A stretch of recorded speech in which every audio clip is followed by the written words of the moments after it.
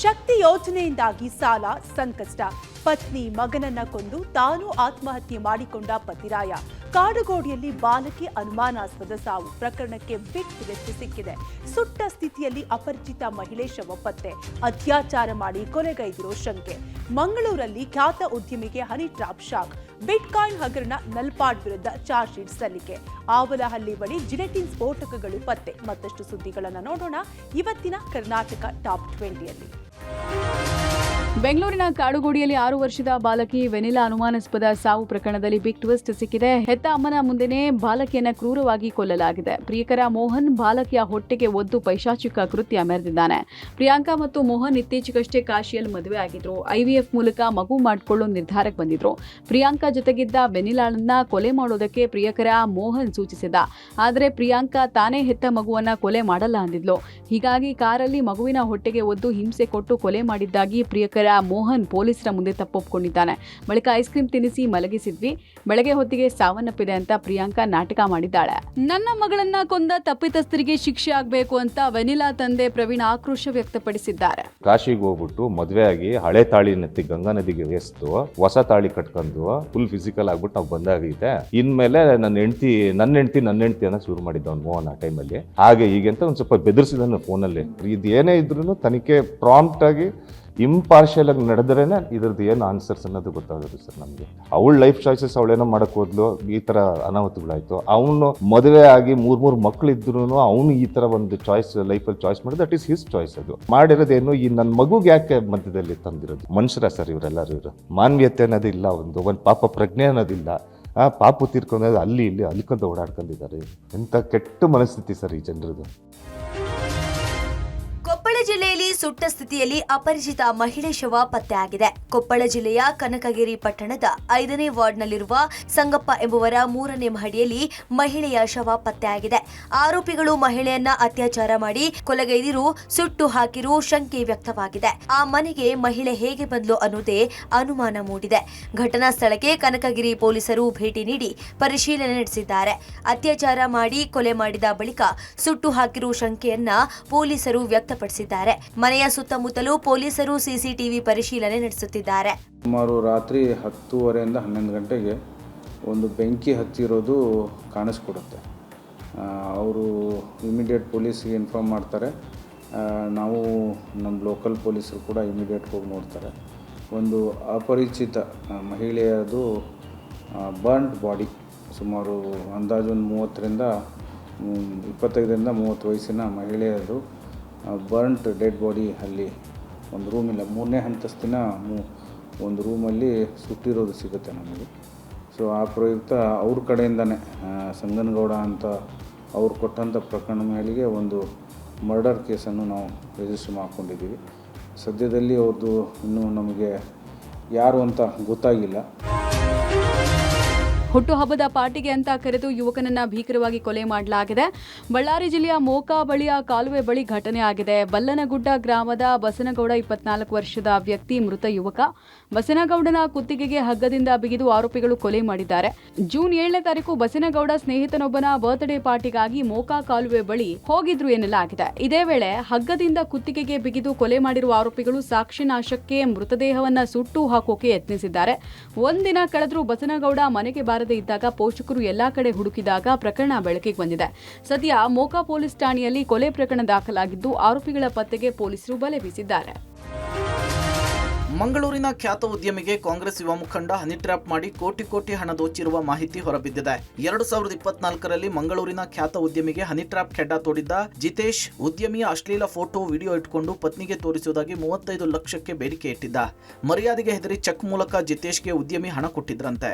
ಆದರೆ ಜಿತೇಶ್ ಪದೇ ಹಣಕ್ಕೆ ಬೇಡಿಕೆ ಇಟ್ಟಾಗ ಯುವ ಕಾಂಗ್ರೆಸ್ ಮುಖಂಡ ನಿಜಾಮ್ಗೆ ಉದ್ಯಮಿ ಮಾಹಿತಿ ಕೊಟ್ಟಿದ್ರು. ಪ್ರಕರಣದಲ್ಲಿ ನಿಜಾಮ್ ಎಂಟ್ರಿ ಆಗ್ತಿದ್ದಂತೆ ಜಿತೇಶ್ ಆತ್ಮಹತ್ಯೆಯ ಕಥೆಯನ್ನ ಕಟ್ಟಿ ಉದ್ಯಮಿಯ ಬಳಿ 2024ರಿಂದ 2026ರವರೆಗೂ 2,77 ಲಕ್ಷದಷ್ಟು ಹಣ ಪಡೆದಿದ್ದಾರೆ. ಇನ್ನು 2026ರ ಜೂನ್ನಲ್ಲಿ ಮಂಗಳೂರಿನಲ್ಲಿ ಉದ್ಯಮಿಗೆ ಜಿತೇಶ್ ಕಾಣಿಸಿದ್ದಾನೆ. ಜಿತೇಶ್ ಬದುಕಿರುವುದನ್ನು ಕಂಡು ಶಾಕ್ ಆದ ಉದ್ಯಮಿ ಮಂಗಳೂರಿನ ಉರ್ವ ಪೊಲೀಸ್ ಠಾಣೆಗೆ ದೂರು ಕೊಟ್ಟಿದ್ದಾರೆ. ಇದೀಗ ಉದ್ಯಮಿ ದೂರಿನ ಆಧಾರದಲ್ಲಿ ಜಿತೇಶ್ ಹಾಗೂ ನಿಜಾಮ್ನನ್ನ ಪೊಲೀಸರು ಬಂಧಿಸಿದ್ದಾರೆ. ರಾಜ್ಯ ರಾಜಕಾರಣದಲ್ಲಿ ಭಾರೀ ಸಂಚಲನ ಮೂಡಿಸಿರುವ ಬಿಟ್ಕಾಯಿನ್ ಹಗರಣದ ತನಿಖೆ ತೀವ್ರಗೊಂಡಿದ್ದು ಯುವ ಕಾಂಗ್ರೆಸ್ ಮುಖಂಡ ಮೊಹಮ್ಮದ್ ನಲ್ಪಾಡ್ಗೆ ಸಂಕಷ್ಟ ಮತ್ತಷ್ಟು ಹೆಚ್ಚಾಗಿದೆ. ಹಗರಣದ ತನಿಖೆ ನಡೆಸ್ತಾ ಇರುವ ವಿಶೇಷ ತನಿಖಾ ದಳ ನ್ಯಾಯಾಲಯಕ್ಕೆ ಚಾರ್ಜ್ ಶೀಟ್ ಸಲ್ಲಿಸಿದೆ. ಶ್ರೀಕಿ, ರಾಬಿನ್ ಖಂಡೇವಾಲಾ, ಮೊಹಮ್ಮದ್ ನಲ್ಪಾಡ್ ಸೇರಿ ಇತರರ ವಿರುದ್ಧ ಚಾರ್ಜ್ ಶೀಟ್ ಸಲ್ಲಿಕೆ ಆಗಿದೆ. ಎಸ್ಐಟಿ ಸಲ್ಲಿಸಿರುವ ಚಾರ್ಜ್ ಶೀಟ್ನಲ್ಲಿ ನಲ್ಪಾಡ್ಗೆ ಕೋಟ್ಯಾಂತರ ರೂಪಾಯಿ ಹಣ ಸಂದಾಯ ಆಗಿರುವ ಬಗ್ಗೆ ಉಲ್ಲೇಖ ಆಗಿದೆ. ಮುಖ್ಯ ಆರೋಪಿ ಮತ್ತು ಅಂತಾರಾಷ್ಟ್ರೀಯ ಹ್ಯಾಕರ್ ಶ್ರೀಕೃಷ್ಣ ಅಲಿಯಾಸ್ ಶ್ರೀಕಿ ಅಕ್ರಮವಾಗಿ ಗಳಿಸಿದ್ದ ಬಿಟ್ಕಾಯಿನ್ಗಳನ್ನು ಭಾರತೀಯ ರೂಪಾಯಿಗೆ ನಗದೀಕರಣ ಮಾಡಿಕೊಳ್ಳೋಕೆ ಮೊಹಮ್ಮದ್ ನಲ್ಪಾಡ್ ಅವರನ್ನ ಸಂಪರ್ಕಿಸಿದ್ದ. ನಲ್ಪಾಡ್ ತನ್ನ ಮುಂಬೈ ಮೂಲದ ಆಪ್ತ ಸ್ನೇಹಿತರು ಮತ್ತು ರಾಬಿನ್ ಖಂಡೇವಾಲಾ ಮೂಲಕ ಈ ಬಿಟ್ಕಾಯಿನ್ಗಳನ್ನು ಹವಾಲಾ ರೂಪದಲ್ಲಿ ಲಿಕ್ವಿಡ್ ಕ್ಯಾಶ್ ಮಾಡಿದ್ದ ಎನ್ನಲಾಗಿದೆ. ಈ ದಂಧೆಯಲ್ಲಿ ದೊಡ್ಡ ಮಟ್ಟದ ಕಮಿಷನ್ ಮೊಹಮ್ಮದ್ ನಲ್ಪಾಡ್ ಅವರ ಕೈ ಸೇರಿರುವುದು ತನಿಖೆ ವೇಳೆ ಪತ್ತೆಯಾಗಿದೆ. ಇದೇ ಪ್ರಕರಣದ ತನಿಖೆಗೆ ಸಂಬಂಧಪಟ್ಟಂತೆ ಇತ್ತೀಚೆಗೆ ಇಡಿ ಕೂಡ ದಾಳಿ ನಡೆಸಿ ವಿಚಾರಣೆಗೆ ಹಾಜರಾಗುವಂತೆ ನಲ್ಪಾಡ್ಗೆ 2 ಬಾರಿ ನೋಟಿಸ್ ಕೊಟ್ಟಿತ್ತು. ಆದರೆ ವಿಚಾರಣೆಗೆ ಹಾಜರಾಗಿರಲಿಲ್ಲ. ಇದೀಗ ಇಡಿಯಿಂದ 3ನೇ ನೋಟಿಸ್ ಕೊಟ್ಟಿದ್ದಾರೆ. ಬೆಂಗಳೂರು ನಗರ ಗಡಿಯಲ್ಲಿ ರಾಶಿ ಜಿಲೆಟಿನ್ ಸ್ಫೋಟಕಗಳು ಪತ್ತೆಯಾಗಿದೆ. ಸ್ವಾತಂತ್ರ್ಯ ದಿನಾಚರಣೆಗೆ ಇನ್ನು ಕೇವಲ 2 ತಿಂಗಳು ಬಾಕಿ ಇರುವಾಗ ಅವಲಹಳ್ಳಿ ಪೊಲೀಸ್ ಠಾಣೆ ವ್ಯಾಪ್ತಿಯಲ್ಲಿ ರಾಶಿ ಜಿಲೆಟಿನ್ ಕಡ್ಡಿಗಳು ಹಾಗೂ ವೈರ್ಗಳು ಪತ್ತೆಯಾಗಿದೆ. ಸದ್ಯ ಜಿಲೆಟಿನ್ ಕಡ್ಡಿಗಳು ವೈರ್ಗಳನ್ನು ಪೊಲೀಸರು ವಶಪಡಿಸಿಕೊಂಡಿದ್ದು ಜಿಲೆಟಿನ್ ಪತ್ತೆಯಿಂದಾಗಿ ಸಾಕಷ್ಟು ಅನುಮಾನಕ್ಕೆ ಕಾರಣವಾಗಿದೆ. ಜಿಲೆಟಿನ್ ಪತ್ತೆಯಾದ ಸ್ಥಳಕ್ಕೆ ಬಾಂಬ್ ಸ್ಕ್ವಾಡ್ ಭೇಟಿ ನೀಡಿ ಪರಿಶೀಲಿಸುತ್ತಿದ್ದಾರೆ. ಅವಲಹಳ್ಳಿ ಪೊಲೀಸರು 5 ವಿರುದ್ಧ ಪ್ರಕರಣ ದಾಖಲಿಸಿ ತನಿಖೆ ಕೈಗೊಂಡಿದ್ದು ಜಿಲೆಟಿನ್ ಅನ್ನ ಕಲ್ಲು ಕ್ವಾರಿ ಉದ್ಯಮಕ್ಕಾಗಿ ತರಲಾಗಿದೆಯಾ ಅಥವಾ ಸ್ವಾತಂತ್ರ್ಯ ದಿನಾಚರಣೆಯ ಸಂದರ್ಭದಲ್ಲಿ ವಿಧ್ವಂಸಕ ಕೃತ್ಯ ಎಸಗಲು ಸಂಗ್ರಹಿಸಿ ಇಡಲಾಗಿತ್ತಾ ಎಂದು ಅವಲಹಳ್ಳಿ ಪೊಲೀಸರು ತನಿಖೆಯನ್ನ ಮುಂದುವರೆಸಿದ್ದಾರೆ. ತಡರಾತ್ರಿ ಕ್ವಾರಿ ಬ್ಲಾಸ್ಟ್ ಮಾಡುವುದಕ್ಕೆ ಅನುಮತಿ ಇಲ್ಲ.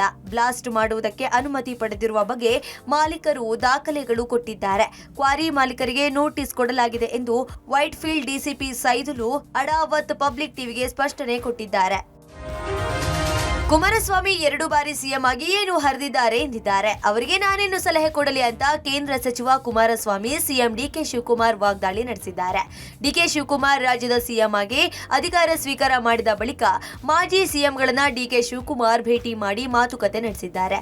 ಇದರ ಬೆನ್ನಲ್ಲೇ ಸಮಯ ಕೊಟ್ರೆ ಕೇಂದ್ರ ಸಚಿವ ಕುಮಾರಸ್ವಾಮಿ ಅವರನ್ನು ಭೇಟಿ ಮಾಡುವ ಸಲಹೆ ಕೇಳುವೆ ಎಂದು ಸಿಎಂ ಡಿಕೆ ಶಿವಕುಮಾರ್ ಹೇಳಿದ್ರು. ಈ ಬಗ್ಗೆ ಮಂಡ್ಯದಲ್ಲಿ ಪ್ರತಿಕ್ರಿಯಿಸಿದ ಕೇಂದ್ರ ಸಚಿವ ಎಚ್.ಡಿ. ಕುಮಾರಸ್ವಾಮಿ ಸಿಎಂ ಡಿಕೆ ಶಿವಕುಮಾರ್ಗೆ ನಾನೇನು ಸಲಹೆ ನೀಡಲಿ, ಕುಮಾರಸ್ವಾಮಿ 2 ಬಾರಿ ಸಿಎಂ ಆಗಿ ಏನು ಹರಿದಿದ್ದಾರೆ ಎಂದಿದ್ದಾರೆ. ಎಲ್ಲದಕ್ಕೂ ಸಾಕ್ಷಿ ಗುಡ್ಡೆ ಕೇಳುತ್ತಾರೆ.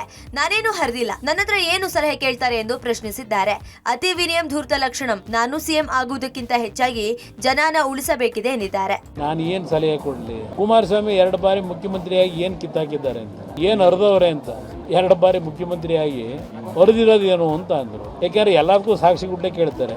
ಈಗ ಸಾಕ್ಷಿ ಗುಡ್ಡೆ ನಿರ್ಮಾಣ ಮಾಡ್ತಾರಂತ. ಈಗ ನಾನ್ ಸಲಹೆ ಕೊಡೋದೇನೈತೆ, ಏನು ಕಿತ್ತ ಇಲ್ವಲ್ಲ, ಹರಿಯ ಕೆಲಸ ಮಾಡಿಲ್ವಲ್ಲ. ನನ್ನ ಹತ್ರ ಬಂದು ಸಲಹೆ ಏನ್ ತಗೋತಾರೆ? ಫೋಟೋ ಬೇಕು, ಫೋಟೋ ಪತ್ರಿಕೆಯಲ್ಲಿ ಬರಬೇಕು, ನಾನು ನೋಡಿ ಯಾವ ತರ ಹೋಗಿದ್ದೇನೆ ಅಂತ ಹೇಳ್ಕೋಬೇಕು. ಒಂದು ಗಾದೆ ಮಾತಿದೆ, ಹಿರಿಕರು ಗಾದೆ ಮಾತಿಟ್ಟಿದ್ದಾರೆ, ಅತಿ ವಿನಯಂ ಧೂರ್ತ ಲಕ್ಷಣಂ ಅಂತ. ಸಿಎಂ ಡಿಕೆ ಶಿವಕುಮಾರ್ ಅವರ ನೇತೃತ್ವದ ಸಚಿವ ಸಂಪುಟದಲ್ಲಿ ಖಾತೆ ಮುಗಿಯೋ ಲಕ್ಷಣಗಳು ಕಾಣಿಸ್ತಿಲ್ಲ. ಬಿಡಿಎ ಮತ್ತು ಬಿಎಂಆರ್ಡಿಎಗಳನ್ನ ನನ್ನ ಖಾತೆಗೆ ಸೇರಿಸಬೇಕು ಅಂತ ಹೇಳಿ ಪಟ್ಟು ಹಿಡಿದಿದ್ದಾರೆ. ಬಿಡಿಎ ಮತ್ತು ಬಿಎಂಆರ್ಡಿಎ ಹೊರತುಪಡಿಸಿ ಬೆಂಗಳೂರಿನ ನಗರಾಭಿವೃದ್ಧಿ ಖಾತೆಗೆ ಯಾವುದೇ ಮೌಲ್ಯವಿಲ್ಲ ಎಂಬುದು ಕೃಷ್ಣ ಬೈರೇಗೌಡರ ಅಭಿಪ್ರಾಯ. ಈ ಸಂಬಂಧ ಅವರು ಸಿಎಂ ಡಿಕೆ ಶಿವಕುಮಾರ್ ಮತ್ತು ಸುರ್ಜೇವಾಲಾ ಅವರೊಂದಿಗೆ ಚರ್ಚಿಸಿದರೂ ಯಾವುದೇ ಪ್ರಯೋಜನವಾಗಿಲ್ಲ. ಹೀಗಾಗಿ ತಮ್ಮ ಬೇಡಿಕೆಗಳ ಈಡೇರಿಕೆಗಾಗಿ ಕೃಷ್ಣ ಬೈರೇಗೌಡರು ತಡರಾತ್ರಿ ದಿಢೀರ್ ದೆಹಲಿಗೆ ತೆರಳಿದ್ದಾರೆ. ಇವತ್ತೇ ಎಐಸಿಸಿ ನಾಯಕರನ್ನ ಭೇಟಿಯಾಗಿರುವ ಸಚಿವ ಕೃಷ್ಣ ಬೈರೇಗೌಡರು ಅವರು ಕೊಡೋದಾದ್ರೆ ಬೆಂಗಳೂರು ನಗರಾಭಿವೃದ್ಧಿ ಇಲಾಖೆಯ ಖಾತೆಯ ಪೂರ್ಣವಾಗಿ ಖಾತೆಯನ್ನು ಕೊಡಿ, ಇಲ್ಲವಾದ್ರೆ ಕಂದಾಯ ಇಲಾಖೆಯನ್ನೇ ಕೊಡಿ ಅಂತ ಹೇಳಿ ಹೈಕಮಾಂಡ್ ಮುಂದೆಯೇ ಸಚಿವ ಕೃಷ್ಣ ಬೈರೇಗೌಡರು ಮನವಿಯನ್ನು ಮಾಡಿರುವ ಸಾಧ್ಯತೆ ಇದೆ ಅಂತ ಮೂಲಗಳು ಮಾಹಿತಿ ಕೊಟ್ಟಿವೆ. ಕರ್ನಾಟಕದ ಮುಖ್ಯಮಂತ್ರಿಯಾಗಿ ಡಿಕೆ ಶಿವಕುಮಾರ್ ಪ್ರಮಾಣ ವಚನ ಸ್ವೀಕರಿಸುತ್ತಲೇ ಸಚಿವರಲ್ಲಿ ಅಸಮಾಧಾನ ಭುಗಿಲೆದ್ದಿದೆ. 2ನೇ ಬಾರಿ ಆಹಾರ ಇಲಾಖೆ ಖಾತೆ ಸಚಿವರಾಗಿರುವ ಮುನಿಯಪ್ಪ ಖಾತೆ ಬದಲಾವಣೆಗೆ ಪಟ್ಟು ಹಿಡಿದಿದ್ದಾರೆ. ಬೆಂಗಳೂರು ಕೆಂಪೇಗೌಡ ವಿಮಾನ ನಿಲ್ದಾಣದಲ್ಲಿ ರಾಹುಲ್ ಗಾಂಧಿ ಜೊತೆ ಸಚಿವ ಮುನಿಯಪ್ಪ ಚರ್ಚೆ ನಡೆಸಿದ್ದಾರೆ. ಆಹಾರ ಖಾತೆ ಬದಲಾಗಿ ಬೇರೊಂದು ಖಾತೆ ನೀಡುವಂತೆ ಮನವಿ ಮಾಡಿದ್ದಾರೆ ಎನ್ನಲಾಗಿದೆ. ಈ ಬಗ್ಗೆ ಮಾತನಾಡಿದ ಸಚಿವ ಮುನಿಯಪ್ಪ, ನಾನು ಕಾಂಗ್ರೆಸ್ ಪಕ್ಷದ ಶಿಸ್ತಿನ ಸಿಪಾಯಿ. ಆಹಾರ ಖಾತೆ ಬದಲಾವಣೆ ಮಾಡಿ ಜನಸಾಮಾನ್ಯರಿಗೆ ಸೇವೆ ಮಾಡುವಂತಹ ಖಾತೆ ನೀಡುವಂತೆ ಮತ್ತೆ ರಾಹುಲ್ ಗಾಂಧಿ ಸೇರಿದಂತೆ ಎಐಸಿಸಿ ಅಧ್ಯಕ್ಷ ಮಲ್ಲಿಕಾರ್ಜುನ ಖರ್ಗೆ ಹಾಗೂ ರಾಜ್ಯ ಕಾಂಗ್ರೆಸ್ ಅಧ್ಯಕ್ಷ ಬಿಕೆ ಹರಿಪ್ರಸಾದ್ ಬಳಿ ಮನವಿ ಮಾಡಿರುವುದಾಗಿ ತಿಳಿಸಿದ್ರು. ಅಧಿಕಾರ ಸ್ವೀಕಾರ ಮಾಡಿದ್ದೀನಿ, ನಿನ್ನೆ ಮೀಟಿಂಗ್ ಮಾಡಿದ್ದೀನಿ, ಕೆಲಸ ಶುರುವಾಗಿದೆ. ಆಹಾರ ಖಾತೆ ತಮ್ಗೆ ಇಷ್ಟ ಆಗಿದೆ ಸರ್, ಈಗ ಕಂಟಿನ್ಯೂ ಮಾಡೋದಕ್ಕೆ ಹೈಕಮಾಂಡ್ ಹೇಳಿದ್ದೆ ಮಾಡ್ತಾ ಇರ್ತೀನಿ. ಮುಂದೆ ಅವರು ಏನ್ ಮಾಡ್ತಾರೋ ಅದಕ್ಕೆ ನಾನು ಅಪೀಲ್ ಮಾಡಿದ್ದೀನಿ. ನಾನು ಸೀನಿಯರ್ ಇದ್ದೀನಿ.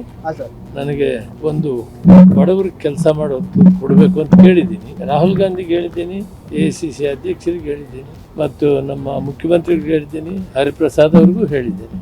ನಾನು ಶಿಸ್ತಿನ ಸಿಪಾಯಿ, ಅವ್ರು ಏನು ಹೇಳಿದ್ರೆ ಅದು ಕೆಲಸ ಮಾಡ್ಕೊಂಡು ಹೋಗ್ತೀನಿ. ನೆನ್ನೆನೆ ಕೆಲಸ ಶುರು ಮಾಡಿದ್ದೆ. ಮತ್ತೊಂದು ಹೆಚ್ಚುವರಿ ಖಾತೆ ಬದಲಾಯಿಸಬೇಕು. ಅದು ಏನು ತೀರ್ಮಾನ ತಗೊಳ್ತಾರೋ ಅವ್ರಿಗೆ ಬಿಟ್ಟಿದ್ದು, ಮುಂದೆ ಇಟ್ಟಿದ್ದೀನಿ. ಯಾವ ಖಾತೆ ಕೊಟ್ಟರು ಕೆಲಸ ಮಾಡ್ತೀನಿ, ಅವರು ಹೈಕಮಾಂಡ್ಗೆ ಬಿಟ್ಟಿದ್ದು.